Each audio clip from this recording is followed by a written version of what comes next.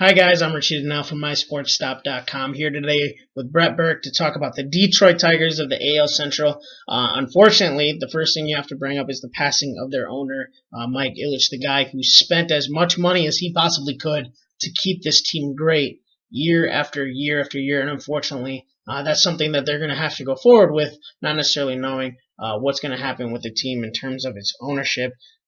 But despite all that, this is still a star-loaded team with big contracts. And I think when you talk about stars, you got to start with pitcher Justin Verlander and first baseman Miguel Cabrera. Yeah, Verlander had a rebound year last year, which was huge for him as he had struggled most of the previous two last year in the running for a Cy Young. Kate Upton obviously thought he should have won the Cy Young, but he didn't. So.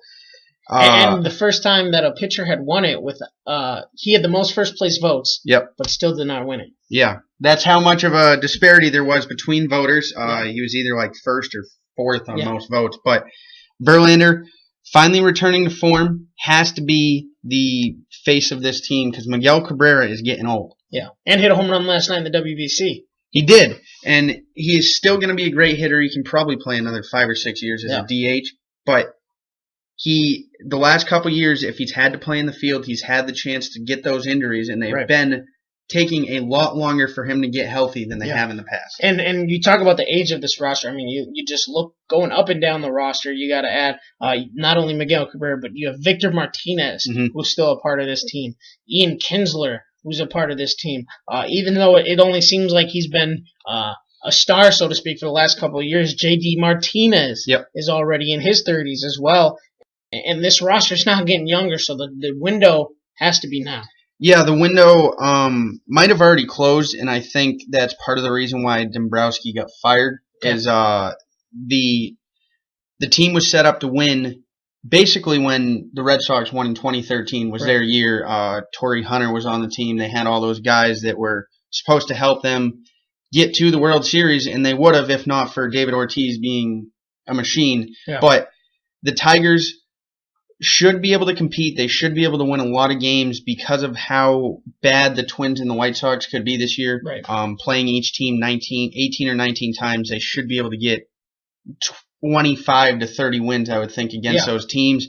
And it's just going to be interesting to see how Fulmer takes another step in his development, one of the best young pitchers in baseball, and how they continue to add on here Daniel Norris, another great young player for them. As the Tigers, as you said, they need to look to rebuild here, being so old, having so many guys that are hitting the twilight of their career. Yeah, and you talk about they have been trying to mix in some younger guys. They signed Justin Upton to a massive deal, which so far hasn't necessarily panned out for them. Nick Castellanos was one of their top prospects for the longest time and has kind of been average for them despite hitting a lot of home runs. And then you talk about the staff. Michael Fulmer, a great pitcher, Rookie of the Year type candidate last year. And then you have Daniel Norris and Matt Boyd, who we're going to see a lot of this year. Have they started to make that step in the youth movement, so to speak? Is this a team that can win despite replacing older players?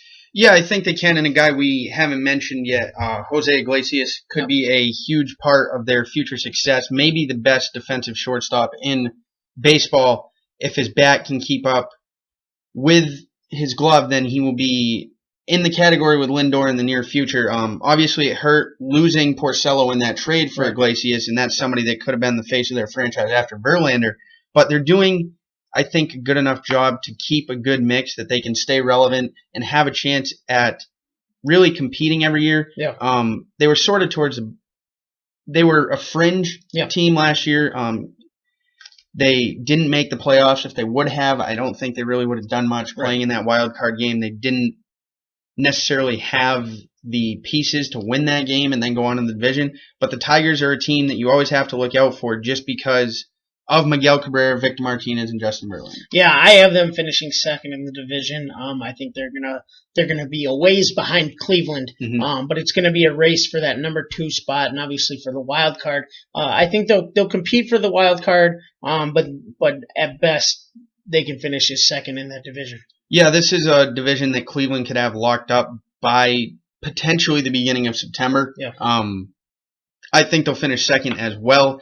But like you said, it's going to be a distant second, and they're going to have a hard time locking up that second wild card with some of the moves that other teams in the AL made this offseason. All right, guys, thanks for listening. Make sure you stop by mysportstop.com. Check out other videos and original content.